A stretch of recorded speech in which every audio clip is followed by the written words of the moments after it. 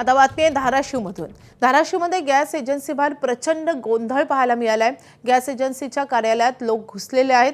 Gas मिळत नसल्यामुळे लोक संतप्त झालेत. तर गॅस एजन्सी चालक आणि ग्राहकांमध्ये बाचाबाची झाली आहे. एजन्सी चालकांनी शिवीगाळ केल्याचा नागरिकांचा आरोप आहे. 300 पर्यंतच गॅस पुरवठा होणार हा नियम लावल्यानं लोक आक्रमक झालेत. गॅस मिळाला नाही तर कार्यालयात पैसे फेकून गॅसच्या टाक्या उचलून देणार असं संतप्त नागरिकांचा इशारा आहे. 3 ते 4 दिवसांपासून चक्रा मारत आहोत, घरी लेकरांना खायला नाही, काय करावे असा संतप्त सवाल हे नागरिक उपस्थित करतात.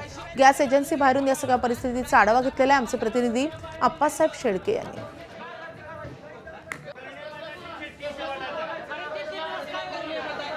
युद्ध थांबलं तरी गॅस पुरवठा अद्याप सुरळीत झालेला नाही. धाराशिवमध्ये गॅस वितरणाचा जो गोंधळ सुरू आहे तो अजूनही सुरू आहे. माझ्या उजव्या बाजूला डाव्या बाजूला पाहू शकतात की ही भली मोठी रांग आहे. पलीकडे तिथं गॅस एजन्सीचं मुख्य ऑफिस आहे. तिथपासून सुरू झालेली ही रांग लांबच्या लांब ही रांग आपल्याला पाहायला मिळते. खरं तर युद्धाच्या पार्श्वभूमीवर विस्कळीत झालेला गॅस पुरवठा अजूनही पूर्ववत झालेला नाही. मावशी कुठून आलात? तेरवून. कधी वाजता आलात? 6 वाजता. काय बॅग वगैरे घेऊन आलात? काय दाखवा बरं उघडून. हे काय डबा आहे, टिफिन चारा करून आणला. हे काय हां,